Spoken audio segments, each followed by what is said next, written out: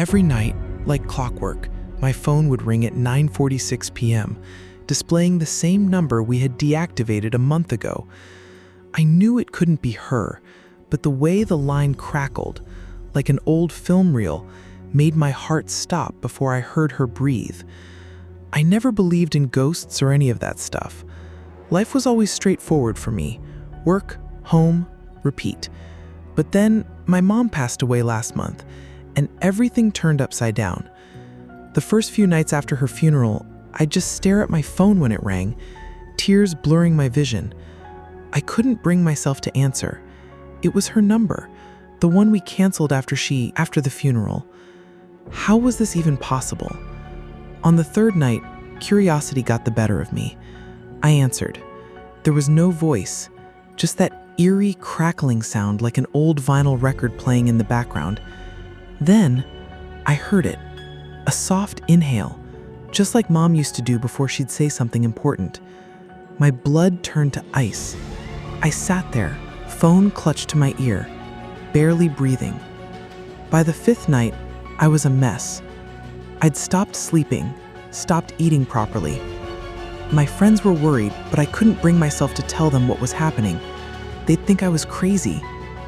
That night, when the phone rang, I answered immediately. "Hello?" I whispered, my voice shaking.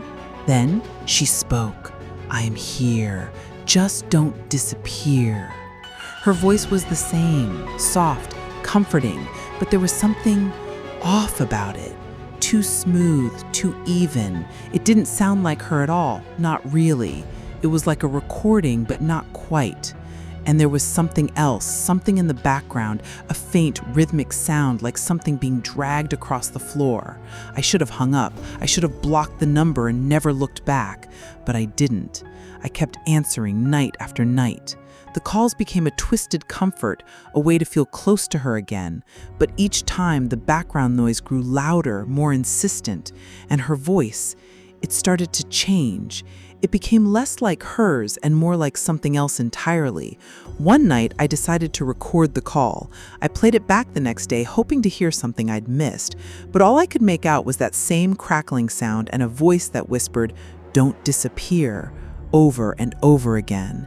And then at the very end, a sound that made my stomach drop, a wet, gagging noise like someone struggling to breathe. I deleted the recording and tried to forget about it, but the calls kept coming, and each time the background noise grew louder, more distinct. It sounded like footsteps, slow and deliberate, moving closer and closer, and her voice, it became more distorted, more wrong. It was like she was speaking through something thick and wet. I started having nightmares. In them, I'd see Mom standing at the foot of my bed, her face pale and her eyes hollow. She'd reach out to me, her mouth moving, but no sound would come out. And then I'd wake up in a cold sweat, the echo of the phone ringing in my ears. I tried talking to a therapist about it. She suggested it might be a coping mechanism, my mind's way of dealing with the grief. But I knew it was more than that. The calls were real, the voice was real, and whatever was on the other end of the line was getting stronger.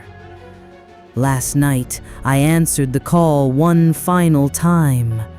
The line was silent for a moment, and then I heard it.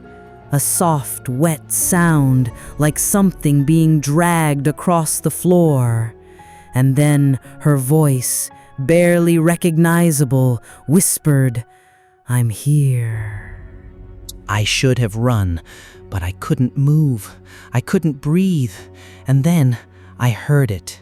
The sound of something breathing, slow and steady, on the other end of the line. And I knew, with a certainty that made my blood run cold, that it wasn't her. It was something else, something that had found a way to use her voice, her number, to get to me. I don't know what to do. I've blocked the number, but I know it won't stop. It's never going to stop. And I can't shake the feeling that, somehow, she's still here, watching, waiting, and that whatever is on the other end of that line is getting closer and closer with each passing night. I've started sleeping with the lights on, a habit I thought I'd left behind in childhood.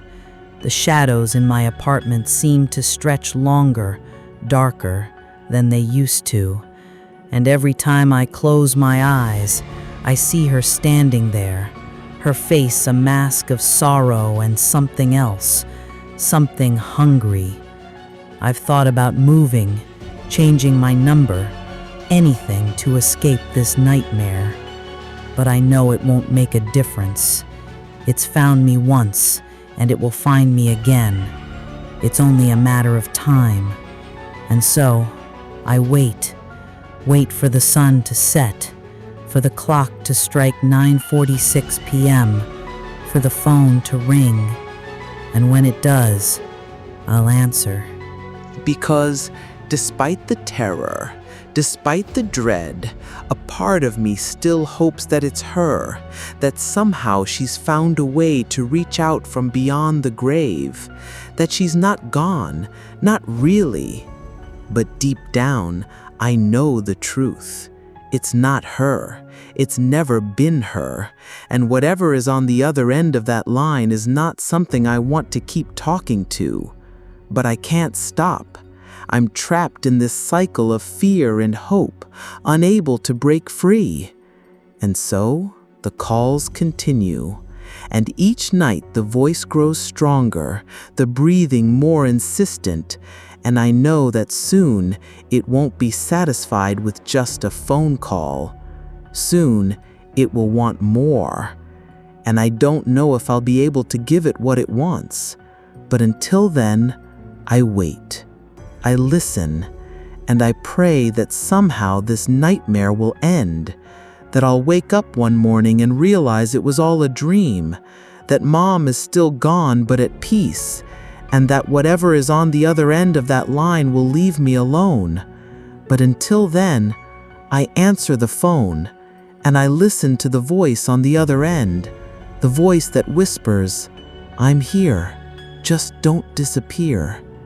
And I wonder, with a growing sense of dread, what will happen when it finally gets what it wants, when it finally finds a way to cross over, to be here with me in the flesh. And I wonder if I'll be strong enough to survive it, or if, like Mom, I'll become just another voice on the other end of the line.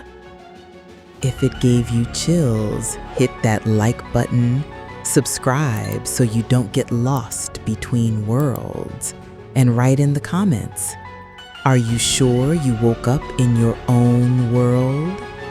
See you in the next story.